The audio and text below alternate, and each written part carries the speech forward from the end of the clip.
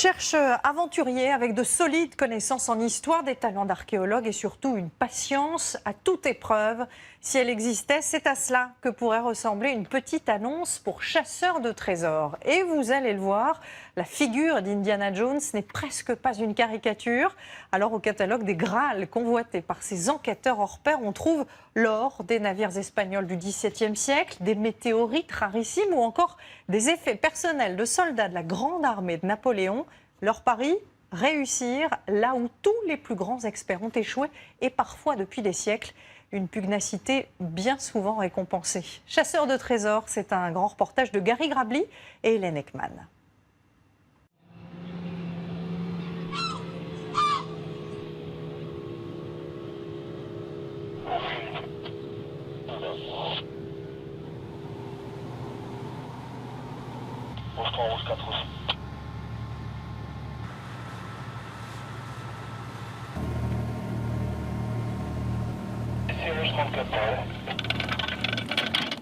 Ok les gars, on jette l'ancre.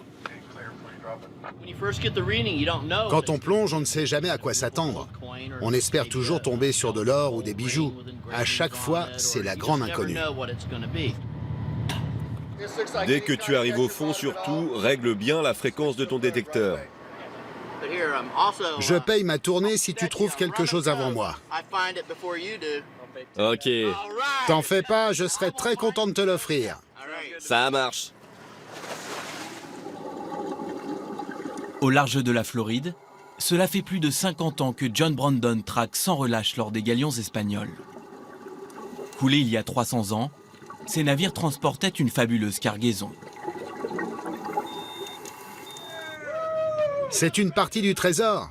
Une petite pièce en argent, regardez ça. Il y a même des inscriptions dessus. Si John est heureux, c'est parce que cette toute petite pièce vaut plus de 1000 $. John en a remonté des centaines.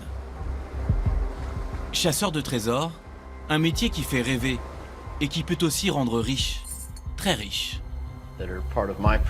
C'est une partie de ma collection. Nous avons dressé un inventaire des richesses embarquées à bord de ces bateaux. Et il y aurait encore entre 500 et 750 millions de dollars au fond de l'eau.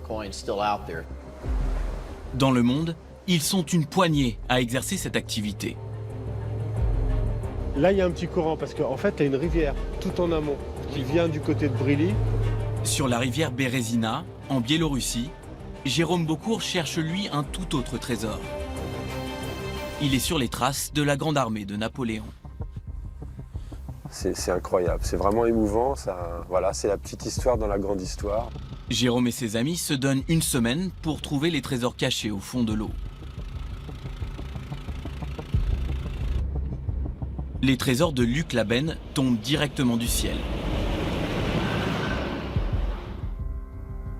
Elle est belle, hein.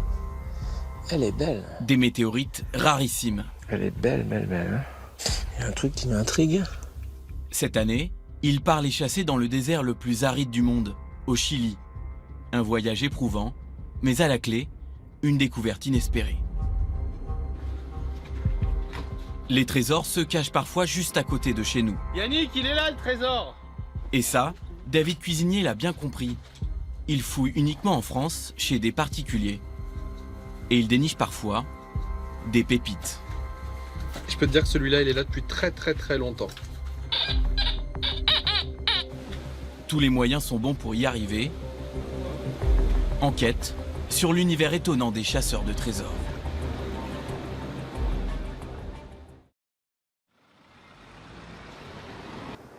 Des milliards de dollars, David Cuisinier en est encore loin. Mais ce matin, la recherche qu'il entreprend le fait espérer. Allez, on va charger tout ça. Vous avez les détecteurs? Ouais, toi? Ouais. Aujourd'hui, il fait équipe avec Yannick, plongeur spécialiste en prospection sous-marine. Vous avez quoi dans la main? Détecteur de métaux russe, quelque chose que... Il n'y a que 2 personnes qui l'ont en France, celui-là. Non, c'est vrai en plus. Il y a tout le nécessaire du chasseur de trésors, là. De quoi aller sur terre, dans l'eau. C'est un peu la caverne d'Ali Baba, effectivement.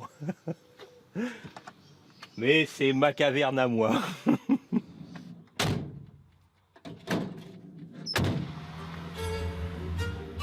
David et Yannick ont rendez-vous avec le propriétaire d'un moulin, dans la Beauce. Au Moyen-Âge, les moulins sont des lieux d'échange prospères. Pour faire moudre leurs grains, les paysans payent le meunier. Et bien souvent, les meuniers cachaient leurs réserves quelque part dans leur moulin. Les deux hommes sont sur les traces de ce trésor. Bonjour. Ah ben voilà l'équipe. Ça va là? Comment ça va les amis? Bien. Ça va? La forme? Tu vas bien? Oh, avec ce temps-là, c'est merveilleux. Prêt à trouver plein de trésors. Pour commencer, Bon, c'est par ici. le propriétaire veut montrer aux deux prospecteurs un endroit qui l'intrigue.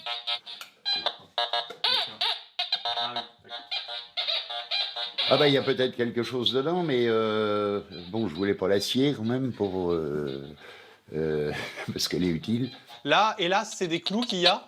Mais quelquefois, on peut par exemple enlever, on peut faire une cache comme ici. Donc on l'enlève, on bourre de papier journal, de plein de cochonneries, et puis on peut mettre des bijoux, des monnaies ou ce qu'on veut. Et là, c'est une bonne cache en fait. C'est habituel. Il faut savoir que dans les maisons, les gens vont cacher soit à l'intérieur, soit à l'extérieur, mais toujours un endroit qu'ils peuvent voir, surveiller, et surtout un endroit où ils peuvent y accéder sans que les voisins ne le voient. Donc là, ça pourrait être un bon endroit. Pour explorer les endroits les plus inaccessibles, Yannick opte pour une caméra endoscopique. Là, on est à l'intérieur de la poutre. On est dans la poutre elle-même. C'est pas forcément facile à guider, mais il n'y a rien dedans. Sinon, on aurait vu quelque chose de vert. Mais là, il n'y a que du bois, que du bois, que du bois. Non, pour moi, il n'y a rien là. Écoute, au moins, on aura regardé. On aura regardé. Ah, c'est raide. S'il y a quelque chose, il vient falloir des outils. Mais il reste encore quelques endroits propices aux cachettes, à commencer par le grenier.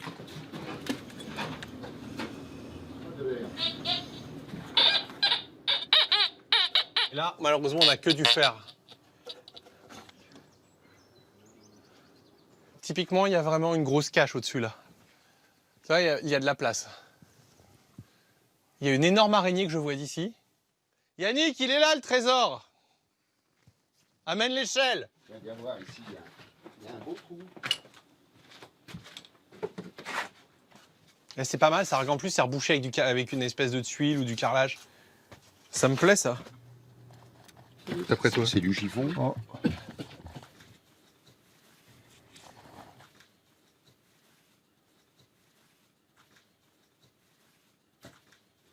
Je peux te dire que celui-là, il est là depuis très très très longtemps. Mais hélas, il est vide. Typiquement, on peut trouver des bijoux, des monnaies, des économies ou même des lingots dans des boîtes, mais aussi, s'il y en a moins, dans des tissus. Et là, on voit que le tissu, il est là depuis au moins un siècle.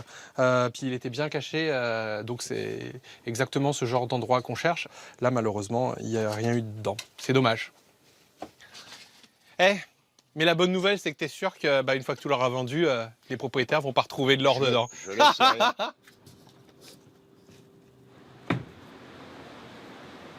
David et Yannick attaquent maintenant la fouille la plus prometteuse, mais aussi la plus dangereuse, dans les soubassements de l'édifice. On entre dans les fondations du moulin, donc c'est là où ça a été fait, ça date de 1750. Donc ça, ces endroits, t'as jamais plongé là-dedans, toi. C'est ce qu'utilise la gendarmerie. Tu passes ou pas? Ici, rien n'a bougé depuis plus de 250 ans. C'est bon, Yannick? L'endroit idéal pour enfin tomber sur un trésor. Dans un instant, dans l'Essonne, David va découvrir un trésor particulier. Pour moi, c'est un trésor, ça. Quant à Luc, au Chili, il va faire une découverte qui pourrait changer le cours de sa carrière. C'est peut-être la trouvaille super intéressante que j'ai pas fait depuis très longtemps. Merde. Dans l'Essonne, Yannick, Cela fait plus de 30 minutes que Yannick évolue dans les canalisations du moulin.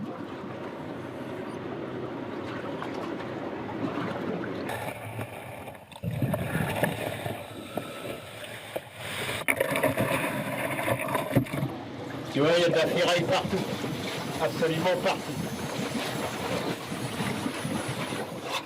C'est bon, il arrive le poulpe.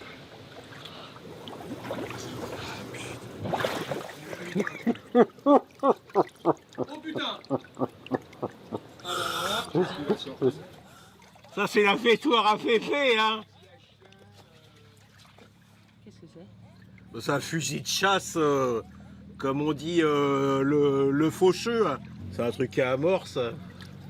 Pas dans ma direction, David. Ouais. Donc c'est quelque chose qui est milieu 19e siècle, 1850 à partir de là. C'est un fusil qui a été jeté au moment où les Allemands sont arrivés. Donc pour pas avoir d'ennui, hop, on balançait les fusils à l'eau dans des puits. C'est un grand classique. Parce que si jamais l'occupant vous trouvait avec des armes, vous étiez mal.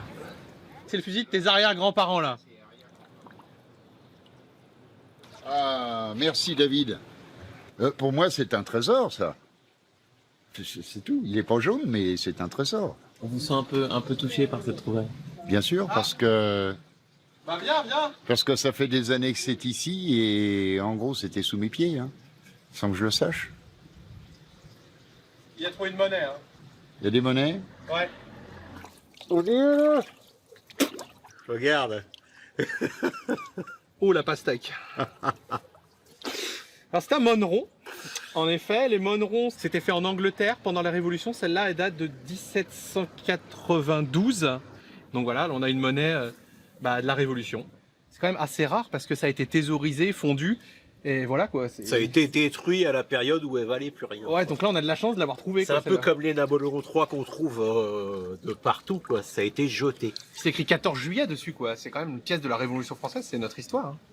Oh là là là là, Tiens, mon alors. trésor. Oh mon trésor. Oh merci. Au moins ça te fera un bon souvenir de ton moulin, quoi. Beau travail, hein, quand même. Hein.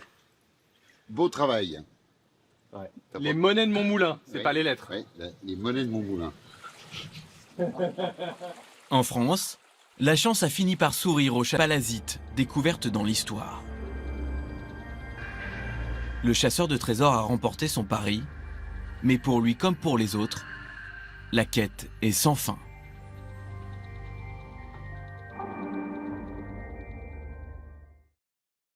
Et c'est la fin de Grand Reportage. Je vous souhaite une très belle après-midi avec nous sur TF1 et je vous donne rendez-vous évidemment à 20h. À tout à l'heure.